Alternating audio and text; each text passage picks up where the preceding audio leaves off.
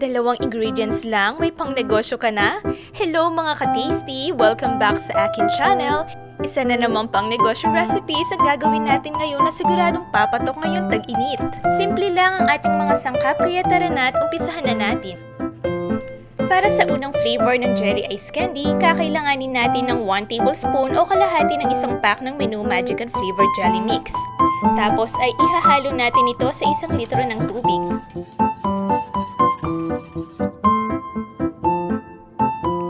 And dahil red ang kulay ng gelatin powder na napili ko, strawberry ang naisip ko na flavor para dito. Haluin lang natin ng mabuti hanggang sa ma-dissolve na ang powder at isa lang na sa apoy hanggang sa kumulo ng bahagya habang patuloy nating minimix ang mixture. Ang size po ng plastic na ginamit ko ay 1.5 by 10 inches. Guys, dapat po ay may kasama kayo sa paggawa ng jelly ice candy dahil agad nagsiset ang gulaman.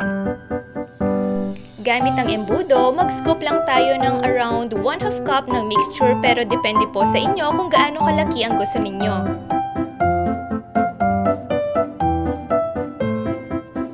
Make sure lamang po na nabuhol ninyo ng maayos ang dulo para maiwasan ang pag-leak ng mixture. Guys, sa mga flavors na gagawin ko today ay optional lamang. Kung ano ang available sa kusina ninyo ay pwede nyo rin naman gamitin.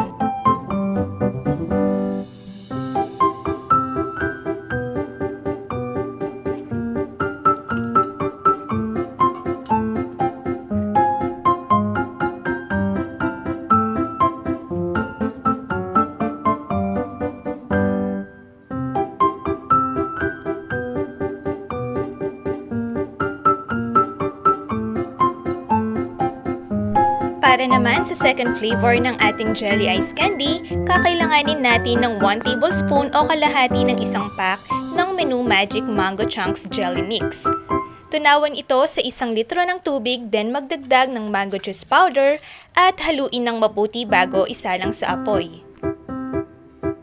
Para po sa ating dalawang flavors, pwede po kayong magdagdag ng 1/4 cup ng sugar pero optional lamang po iyon. Same procedure lamang po ang ating gagawin kagaya sa strawberry flavor natin kanina.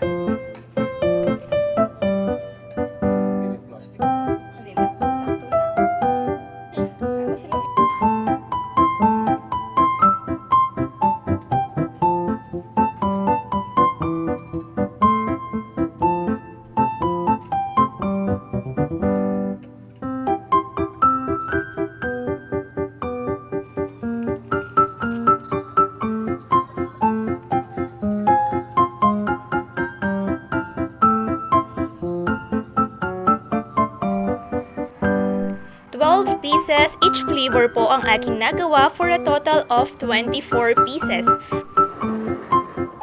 Para po sa complete list of ingredients and costing, please check description box. Ang presyo po na makikita ninyo ay maaaring mag-iba depende sa kung saan ang lugar ninyo.